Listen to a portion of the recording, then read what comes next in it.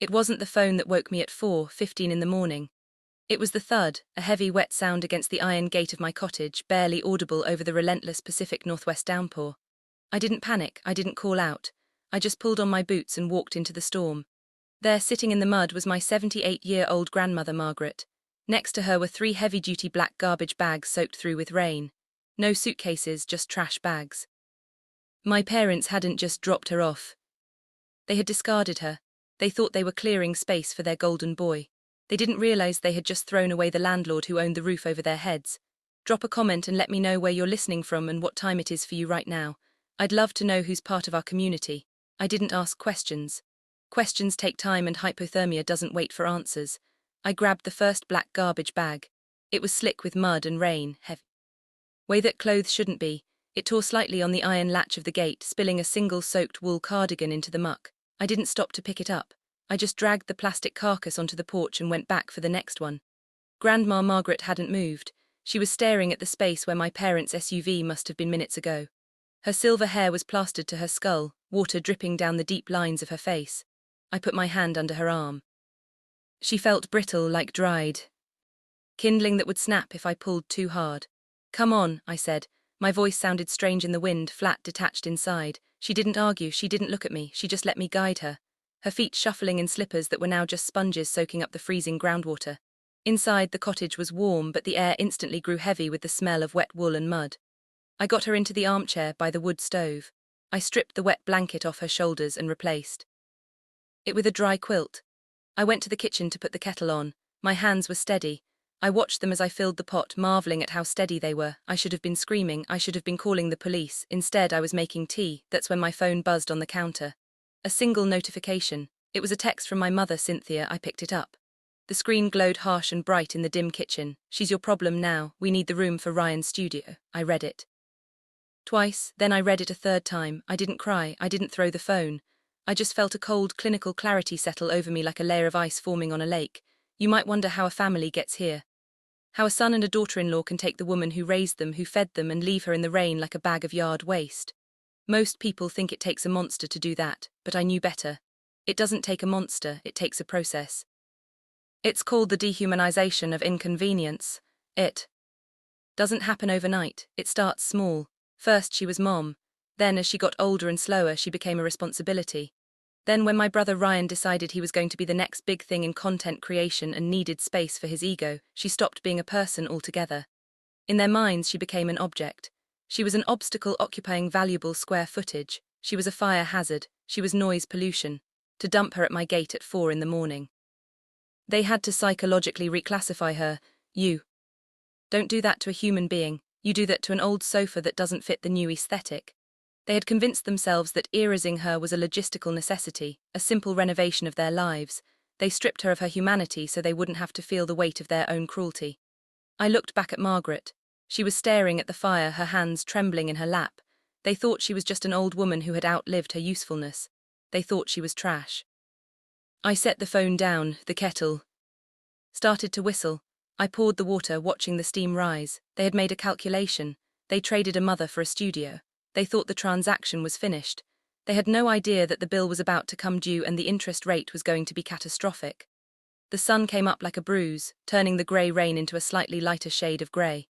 The kitchen was silent except for the ticking of the clock and the sound of Margaret sipping her tea. I sat across from her, watching the steam curl around her face. She looked smaller than I remembered, her frame lost in the oversized quilt.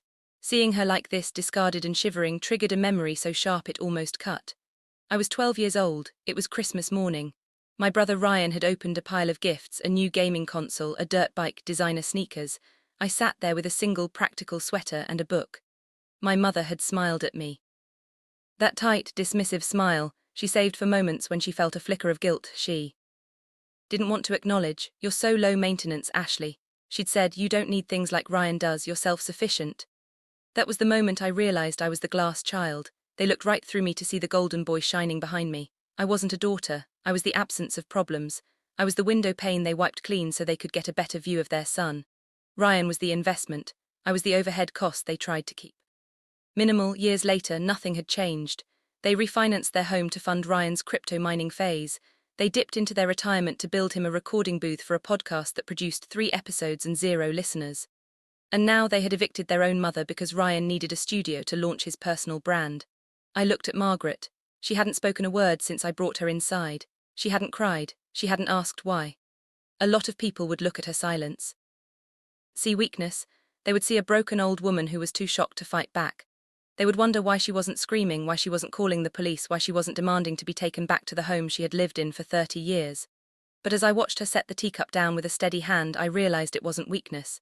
It was the dignity of the discarded. Screaming is what you do when you think the other person cares. You scream to be heard. You fight because you believe that relationship is worth saving.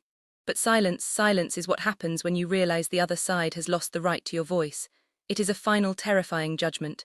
By refusing to beg, by refusing to make a scene on that front lawn, she had denied them the satisfaction of seeing her break. She had turned their cruelty into a monologue, refusing to play her part in their drama. She wasn't passively accepting her fate. She was archiving it. She was letting them show exactly who they were without interruption. It was a test, and they had failed it so completely that words were no longer necessary. She finally looked up at me. Her eyes were clear, stripped of any illusion. "Do you have a dry towel?" she asked. Her voice was raspy but firm. "My hair is still damp, I'll get one," I said. "And Ashley," she added, stopping me as I stood up, "don't call them, not yet." "I wasn't going to call," I said, feeling the cold anger solidify in my chest. "I'm going over there, I need to get your pills. And I want to see their faces." She nodded once slowly. She didn't try to stop me, she knew what had to happen. She just took another sip of tea, wrapped the quilt tighter and waited. The waiting was the scariest part. It was the quiet accumulation of interest on a debt my parents didn't even know they owed. I drove to my parents' house in a state of hyperfocus. The rain had stopped, leaving the road slick and black, reflecting the grey sky. I wasn't going there to beg, I wasn't going there to scream. I was going on a reconnaissance mission. I needed to confirm what I already knew, that there was no remorse. I needed to see it with my own eyes to fully unlock the part of me that was capable of what came next. I pulled into the driveway. It wasn't empty. It wasn't somber. It was a construction site. A white van was parked near the garage. 2 guys in blue coveralls were hauling a pristine white leather sofa out of the back. My father, Jeffrey, was standing on the porch pointing at the doorframe, directing the traffic. He didn't look like a man who had just abandoned his mother in a storm. He looked like a man who was finally getting his man cave. I walked up the steps. He saw me, and for a split second his expression faltered, not with guilt but with annoyance, like I was a scheduling error. "Ashley," he said, wiping his hands on his jeans. "We're busy." "I see that," I said. My voice was level. "I came for her heart medication. You didn't pack it in the garbage bags." "It's on the kitchen island," he said. Turning back to the movers, careful with that angle, I walked past him into the house. Inside it was chaos. The hallway that led to Grandma's room, the room she had occupied for 15 years, was already stripped bare. The floral wallpaper she loved was half peeled, revealing the drywall underneath. My mother, Cynthia, was in the kitchen unboxing a high-end espresso machine. She looked up when I entered, her face flushing slightly. "Oh," she said, "you're here." "Pills," I said, grabbing the orange bottles from the counter. "Look, Ashley," she started, her voice taking on that familiar wheedling tone she used when she wanted to rewrite history. It had to happen. It was a safety issue. She was a fire hazard. Leaving the stove on, forgetting things, we couldn't risk it with the new equipment coming in. "The equipment," I repeated, "for Ryan's studio," she said, as if that explained everything. "He needs a professional environment. He's building a brand. Just." Then Ryan walked in. The golden boy. He was wearing noise-cancelling headphones around his neck and holding a tablet. He looked at me, then at the pill bottles in my hand. "Hey, Ash," he said, breezing past me to the fridge. "Did you get her settled?" "Good, she's better off with you anyway. You like it quiet. I need the energy in here to be different." He took a sip of bottled water and leaned against the counter, flashing me that grin that had gotten him out of trouble. "For 26 years. Honestly, it's a win-win," he said. "I get the square footage for the podcast setup and you get company. Plus that room was wasted on her. She just sat there." I looked at him. I looked at my mother, who was now fussing over the espresso machine instructions. I looked at my father through the window, laughing with the movers. There was no guilt. There was no hesitation. They hadn't agonized over this decision. They had simply calculated that Ryan's potential. Internet fame was worth more than Margaret's life. They had traded a human being for soundproofing foam and a ring light. I felt the final tether snap. The last microscopic thread of obligation I felt toward these people dissolved. "You're right, Ryan," I said. The calm in my voice surprised even me. "It is a win-win." He blinked, expecting a fight. He didn't know what to do with agreement. "Exactly," he said, relaxing. "Glad you get it." I didn't say goodbye. I turned and walked out. I passed my father on the porch. "Don't bring her back," he called after me almost casually. "We've already repurposed the space." "I won't," I said. I got into my car and locked the doors. My hands were steady on the wheel. They thought they had won. They thought they had successfully purged the inconvenience from their lives. They were celebrating the renovation. They didn't know that the demolition had just begun. Back at the cottage, the silence was different. It wasn't the silence of abandonment anymore. It was the silence of a war room before the strike. I placed the orange pill bottles on the coffee table. Margaret was still in the armchair, but she had changed. The trembling was gone. Her eyes were dry and sharp, tracking my movements with a clarity that unsettled me. "They didn't ask about you," I said. I didn't see the point in softening the blow. "They're renovating your room. Ryan needs soundproofing." Margaret nodded as if I had just confirmed a weather forecast she had already predicted. "Good," she said. "That makes this easier." She pointed to the corner of the room where the 3 trash bags sat. "Bring me the heavy one, Ashley, the one with the double knot." I walked over and hoisted the bag. It was surprisingly dense, heavier than clothes or shoes should be. I brought it to her, and she untied the knot with fingers that were suddenly nimble. She reached past the layers of old sweaters and pulled a thick waterproof portfolio. It was black, non-escript, the kind of thing you'd see in a lawyer's office, not stuffed in a garbage bag by a woman supposedly suffering from cognitive decline. She unzipped it and laid the contents on her lap. They weren't photos. They weren't sentimental keepsakes. They were legal documents, stacks of them. "Ryan has been bragging about a partnership he's trying to secure," Margaret said, her voice steady. "He needs a logistics partner for his merch drop. He's been trying to get a meeting with Vanguard Logistics for months."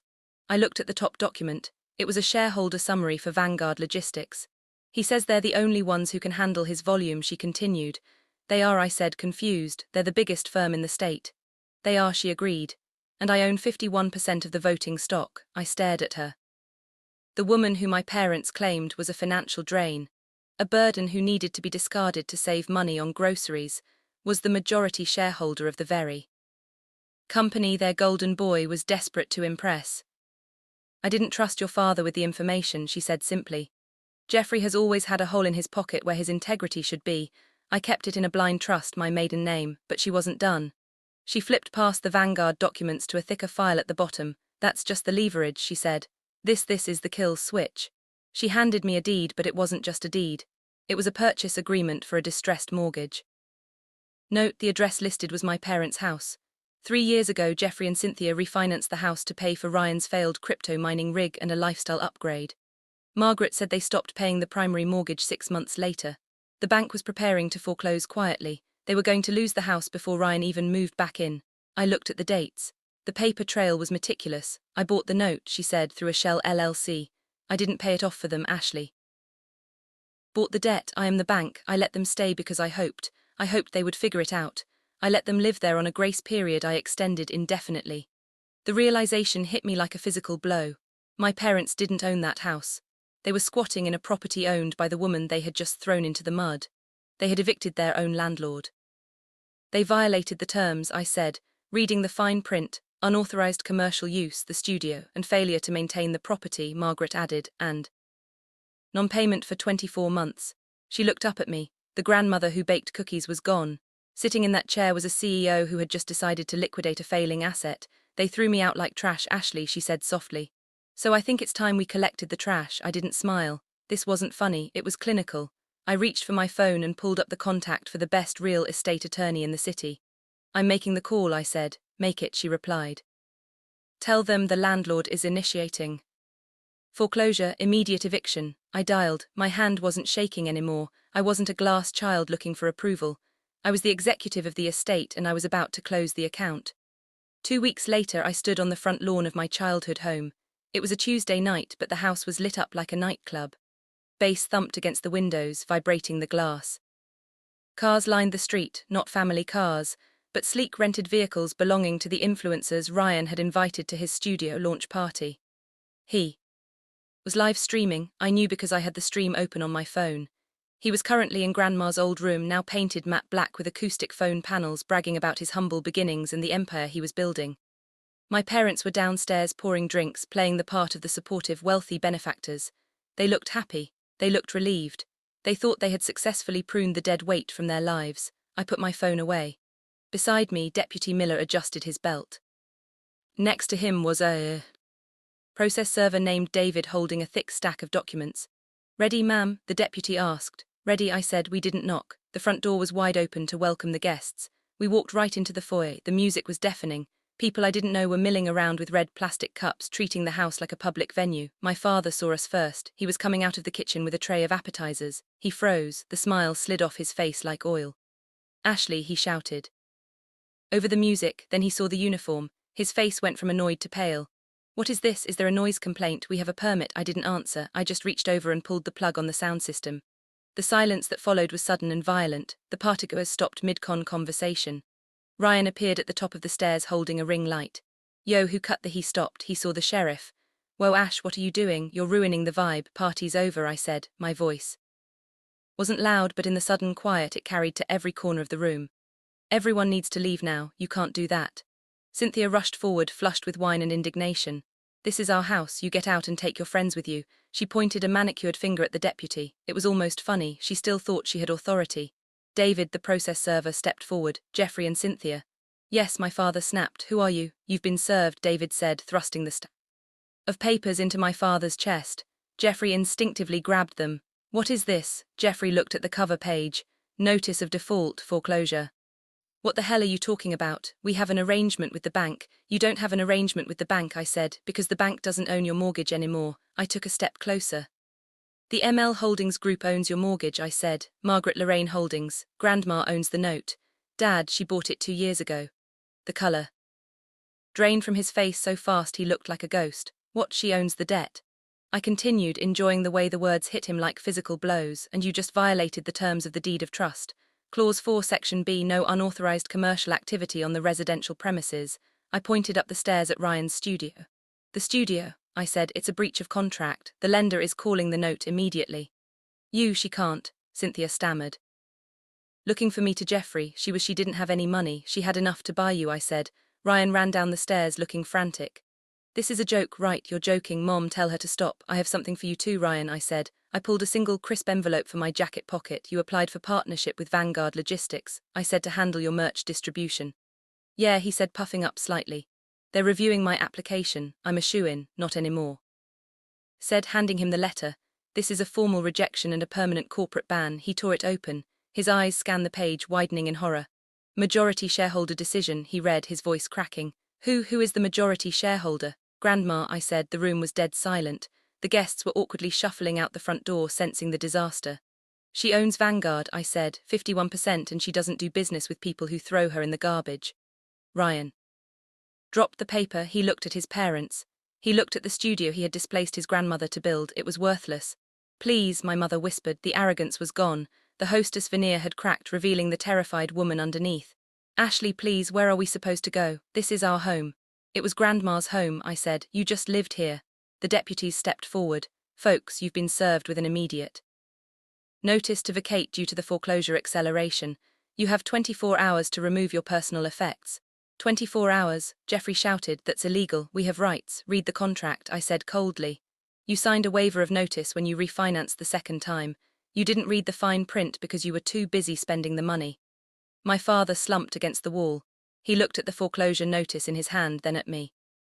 For the first time, he didn't look like the patriarch. He looked like a man who had gambled everything on the wrong horse. We're family, he croaked. I know, I said. That's why I'm giving you 24 hours. A stranger would have given you one. I turned to the deputy. Thank you, officer. I walked to the door. Behind me, I heard my mother start to sob. I heard Ryan cursing. I heard the house that had been my prison crumbling into dust. I walked out into the night air. It was cool and clean. I didn't look back. The eviction had begun. The fallout wasn't loud. It was a slow, suffocating silence that settled over my parents' lives like dust in an abandoned house. They're living in a short-term rental now, a 2-bedroom apartment 3 towns over. Their credit is ruined. The foreclosure is on their permanent record, but the financial ruin isn't what broke them. It was the isolation. I released the security footage. I didn't add music. I didn't add commentary.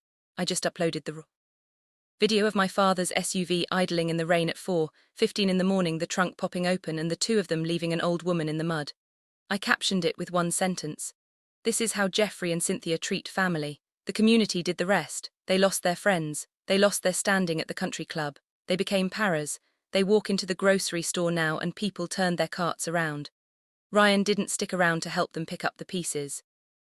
The moment the money dried. Up and the internet turned on them, the golden boy packed his bags.